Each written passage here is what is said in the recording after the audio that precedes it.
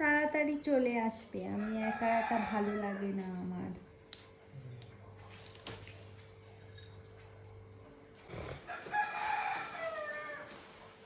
গোপালের পুজো হয়ে গেছে, গোপাল এখন নকুনদানা খাচ্ছে। এই নিয়ে এখন অফিস যাবে বলে বেরোচ্ছে।